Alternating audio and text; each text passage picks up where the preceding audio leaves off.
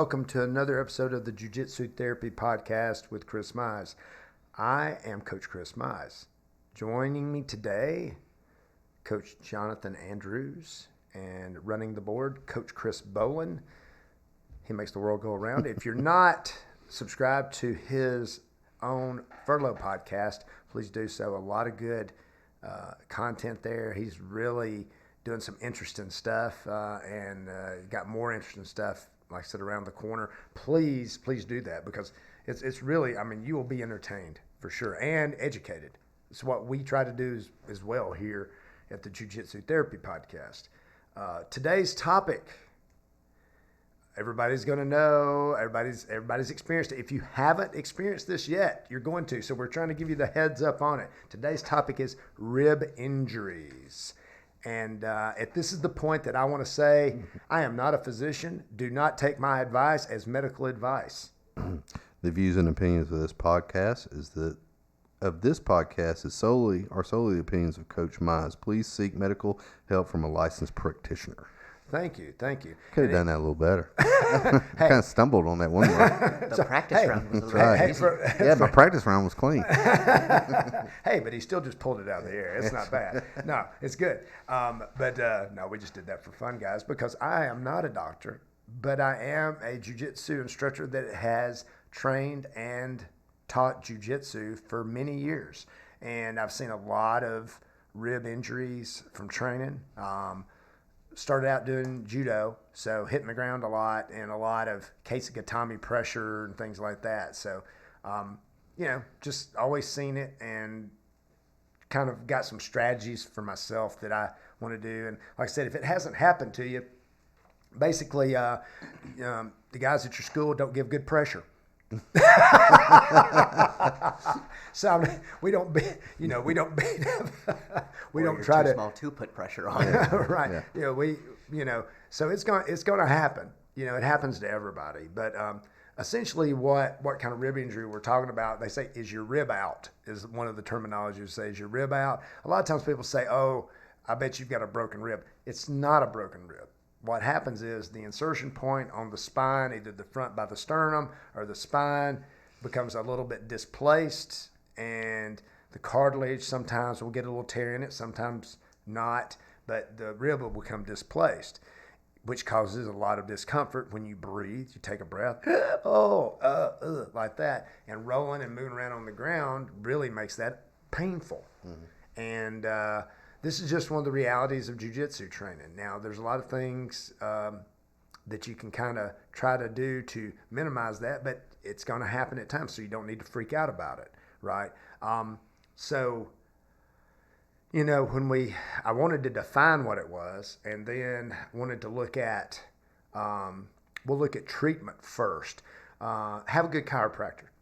That's what I'm going to tell you.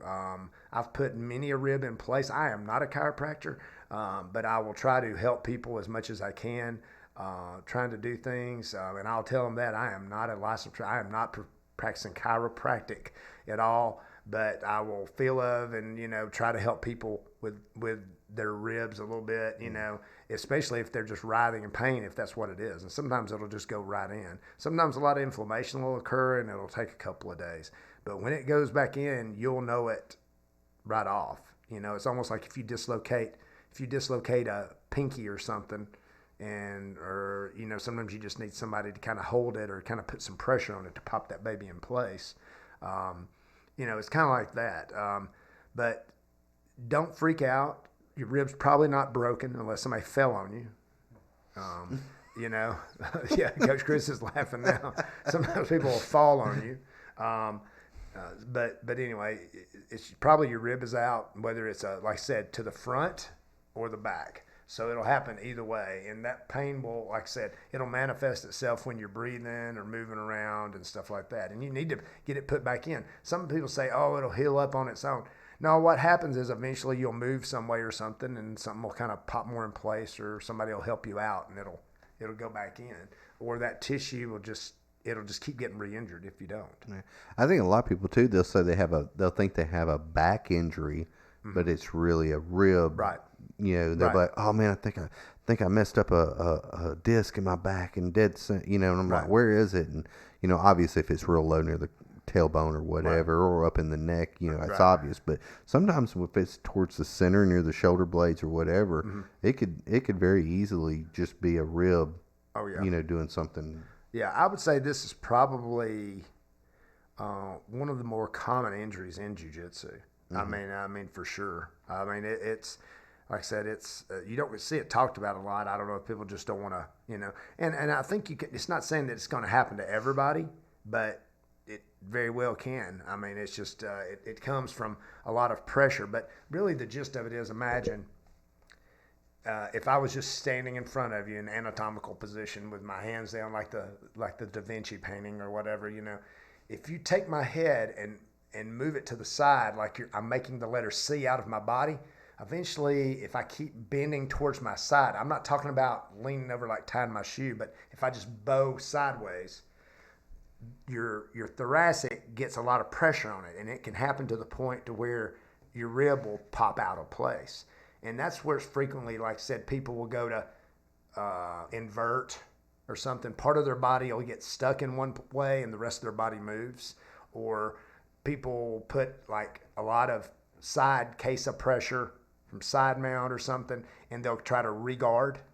And so their lower body moves in trying to regard, and their top part stays on the ground. And it puts a lot of pressure and it'll pop it out. So that's really probably how it happens most of the time. You can do it to yourself. And a lot of times people will do it. I've known several people would be like, yeah, they didn't do anything. I just did this, and I went to move this way, and it happened. So one of our guys, Daryl, Daryl has happened a few times. He had he's injured himself a few times with his ribs. And I mean, I think it does make it a little more prevalent for you, but if you've had it happen before, for it to happen again, especially the same area, especially if you don't take time to let it kind of heal up or get the right kind of treatment for it. Yeah, years ago when I was young and full of energy and stamina and all that good stuff, I used to lift a lot of weights and doing heavy bench presses, deep heavy bench presses.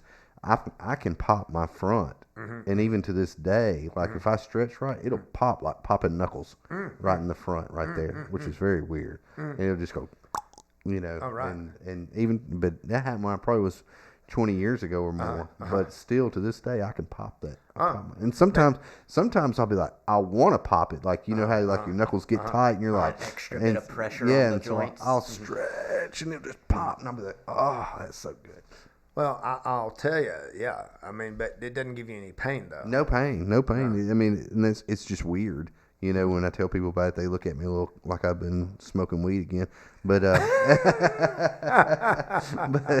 but it does. It relates to me, man. I get it. So it's just it's one of those weird things, and it's just almost dead center, and you don't. I don't know and it's part of your rib cage, but it's more like. It's hard to explain.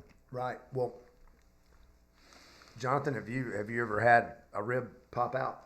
Luckily not. Oh, well, good for you. Yeah. He's very flexible. He's a flexible dude, and that's a component. Yeah, I've had other injuries, but ribs are thankfully okay. They're intact. Yeah, that's good. So that's what I'm proud of. Is I have good ribs. Well, if you can keep your ribs in your neck, you'll be all right. Yeah, that's right. The vital points. Yeah, that's right. Yes, right. Learn from my mistakes. Don't let people attack your neck. If you can defend anything else, defend that neck. That's one thing we try to really discourage the old neck crankage on stuff, because to me that's not good technique.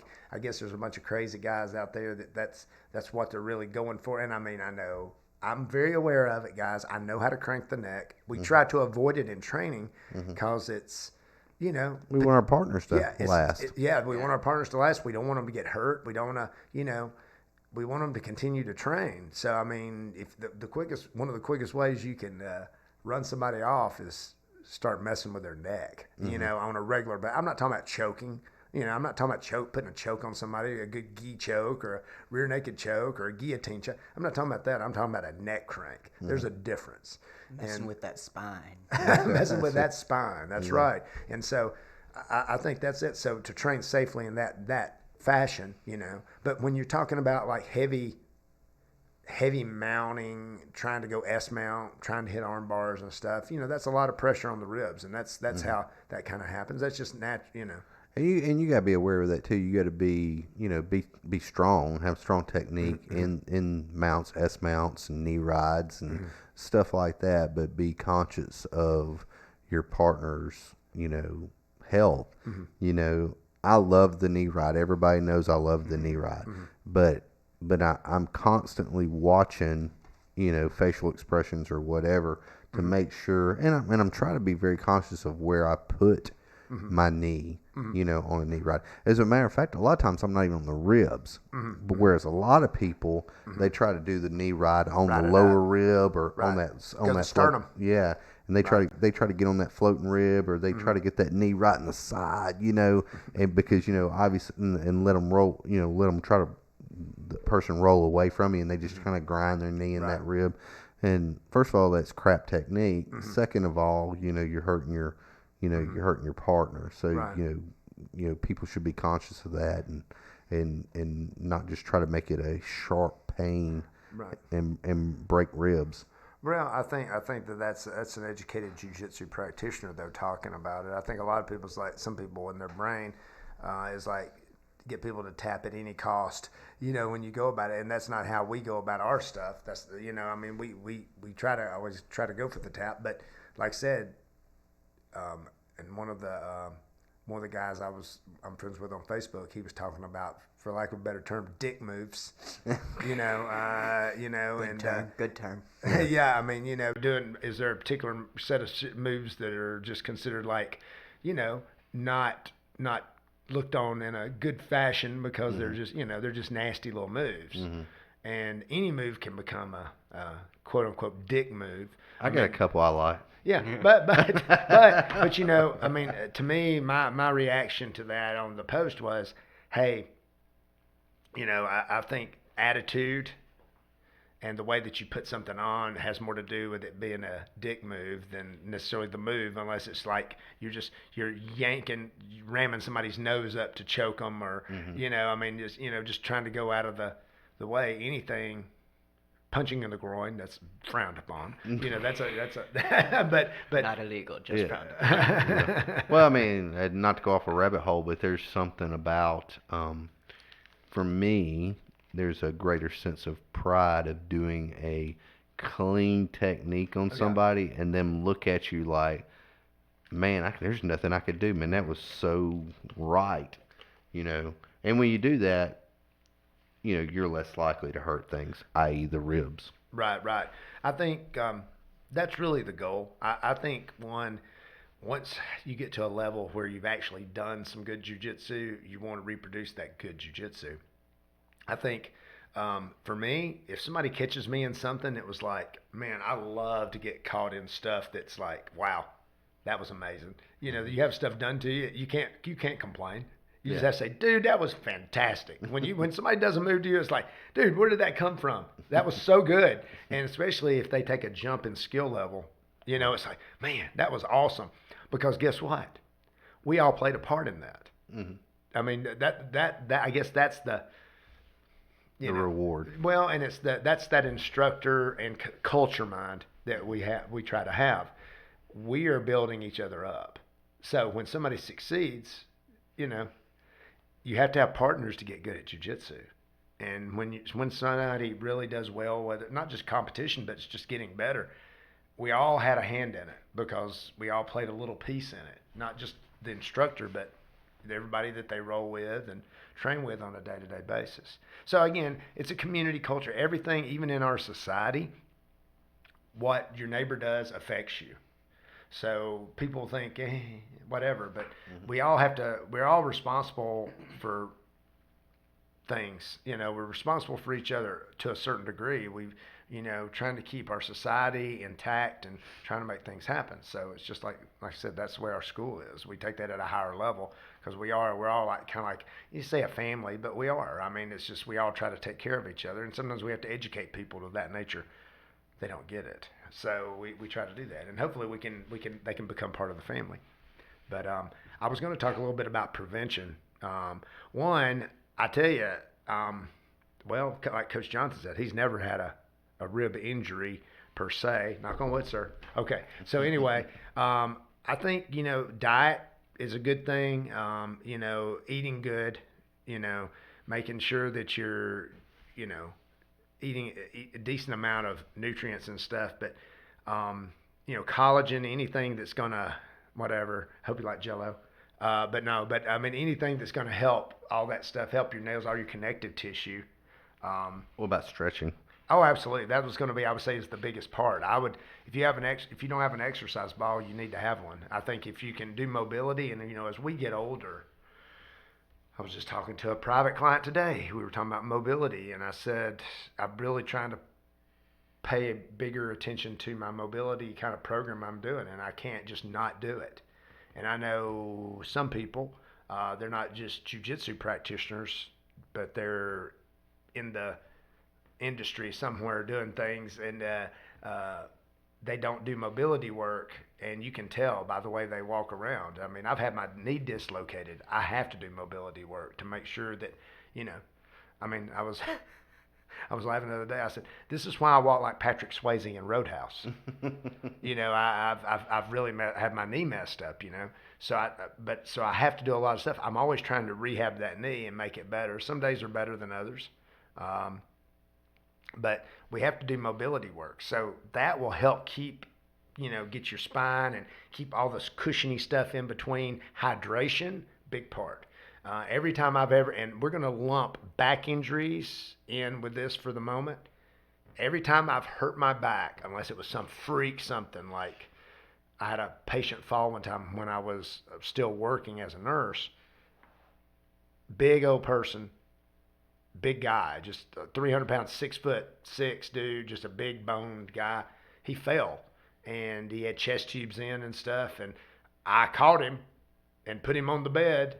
But man, I wrenched my back. You paid for it. I paid for it, baby. And I mean, so in this day and time, I find the injuries that I've gotten have always been, I can look at every one of them. Every time I've tweaked my back has been related to dehydration. And I'm not talking about the kind where I look like a hound dog that, where you pick its skin up, or I've had, like Montezuma's Revenge or some bad sushi. Well, go into that. When you talk about dehydration, it's sodas. People if you're listening to this podcast and you're into jiu-jitsu, cut those sodas back. I'm not going to be a hypocrite and say cut them completely out, but cut them back. You don't realize how dehydrating, certain, I'm not going to call them out because I don't want to get sued, but certain sodas just really zap you out. They can. Well, and the energy drinks can too. Absolutely. I mean, the caffeine one is a natural not a natural diuretic, it's an unnatural diuretic that will happen, and then the other stuff in it, the sodium and everything like that. Mm-hmm. But yeah, I mean, you need to be drinking something, sport drink stuff with water. Always, you got to be consuming some free water every day. You can't just drink drinks and tea and everything. And I know people do that, and I've gone through days where I do that. I used to drink a lot of Mountain Dews a long time ago. Loved them. But they're bad for my you. grandmother, who worked a lot of years at Kmart there in Roebuck, they used to have these Mountain Dew, they were like ices. Mountain Dew ices. The blast. Yeah. It's a long time. Back when, I don't know, what is that now? Oh, it's the Walmart. It's the Walmart down there in Roebuck, So anyway, they had that, and I was like, hey, Granny, I don't know how old I was. I said, hey, I want to get me one of those Mountain Dew ices. She says, Mountain Dew. All that drinks Mountain Dew is drug addicts. I'm like, oh, shit. So I started having that, but of course it didn't stop me from drinking Mountain Dew later in my life. I love the taste of it. Now I can't even drink them. Yeah, I mean, it's like too like sorghum. Yeah. I mean, it's just too much. Yeah. But like Coach said, too much, carbonated soda. Sorry, Mountain Dew. Sorry, by the way. Yeah. We still love you. You taste great. You taste good to me. You're just too sweet for me now. You're too good for me. Yeah. So anyway, you got to be drinking water. And like I said, if you go on a trip, if you're flying and you're not hydrating, and I know it's a pain because you're going through airports, you're doing stuff, you're like, I don't want to have to pee every, I'm 50-something years old, dude. I might have a prostate the size of a cantaloupe. I don't know. But no, but I mean, I have to, you have to You pee. gotta go get that 2-finger touch, man. Oh, sheesh. Anyway, another podcast. Anyway, so no, we're not doing that one, folks. Don't worry. But anyway, hydration. Every time I screwed my back up, and one of my friends, he was out and he was traveling for his job.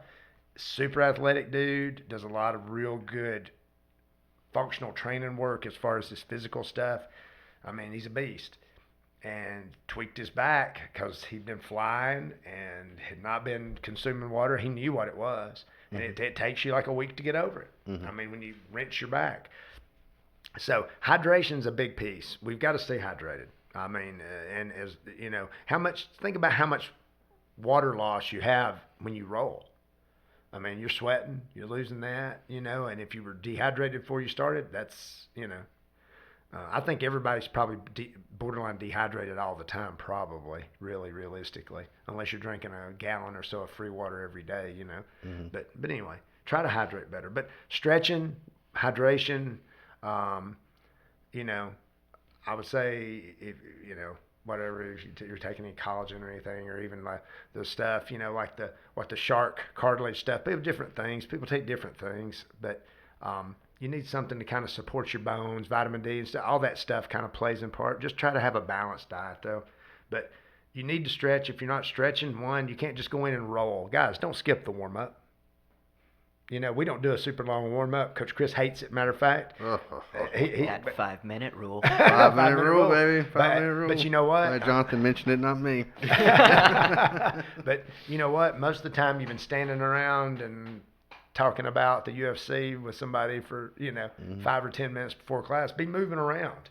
Do some hip circles. Do some things to kind of get your thing moving. Joints open. Yeah, that's right. That's a young man saying that. So pay attention to him. That's right. I mean, he knows. Hopefully we can keep him on the right track. Coach Chris and I have made a lot of bad mistakes in the past. Yeah, I made a lot of bad decisions. Milk was a bad choice. Yeah. But in this case, probably a good one. I don't know if you can buy hardly milk anymore other than at a grocery store. But anyway. But guys, hopefully that'll help you guys out. Don't hold nothing against me. Like I said, I just tell you what I kind of do. And again, I am not a doctor. I just try to help people the best I can in class. And I wouldn't let somebody just crack on you, though, if they don't know what they're talking about. Everybody that does jiu-jitsu needs to at least know a good chiropractor. If you don't know one, you need to find one. I'm sure one of your training partners or coach has one. I don't know too many coaches in jiu-jitsu who do not know a good chiropractor. I know several. I will say one thing that's helped me is shrimping. Whenever somebody's got a good queso on you and it's nice and tight, like whenever Robbie gets me in that, shrimps. The minute I cut that angle and I get my butt back, it changes the weight and Gets the that pressure off your ribs. So it's good framing and shrimping. Yeah. So you know how to make good framing. Yeah. A lot of times people don't frame and they just shrimp. So their lower body moves and their upper body stays, and it's like, oh God. Yeah. So you got to take care of those bones, and it goes back to hydration and correct technique, right? Right, yeah. But anyway, guys, thanks for coming in tonight. Thanks for listening. Hopefully it'll help you guys out. Like I said, jiu-jitsu is about longevity. You have to approach your training that way. It's not a short-term thing. It's something that we want to be able to continue to do for the rest of our life. Be like Master Helio, 90-something years old, and still doing something. Still doing something.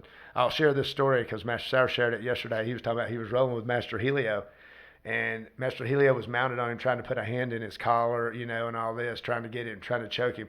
And finally, he got it in, and he choked him. And Master Sauer said he tapped, and when he did, Master Helio called him a dirty so-and-so. Don't let me do that. He said, you let me do that. And he got mad at him because he let him choke him. And he was like, so anyway. You might get ornery at 90-something, but anyway, our goal, guys, is to be able to train jiu-jitsu for a long time, have a good time, share it with our friends and family, and bring everybody together. That's what we want. But anyway. I'd like to say one last thing. Sure. Is make sure that if you comment on these videos, if there's things that you want further If it's long-winded or not related to the episode that or doesn't relate to an episode, and you have something more that you want to add or ask or give ideas of things to talk about, you can send an email to jitstherapy@gmail.com, jitstherapy@gmail.com. That's this show's email address. And if you want to be a little bit more long-winded, or if there's something you don't want it to be public but you have a question and you want Coach Chris to address. Awesome. Thank you, Coach Chris. I appreciate it. Coach Jonathan, thank you for coming in again. And please subscribe. If you haven't subscribed to us, please do so. Again, we're working. Coach Chris is working with our web folks on trying to get our stuff set up to where we'll be on other formats and making it easier. But please recommend us to your friends and family. And until next time, talk to you later.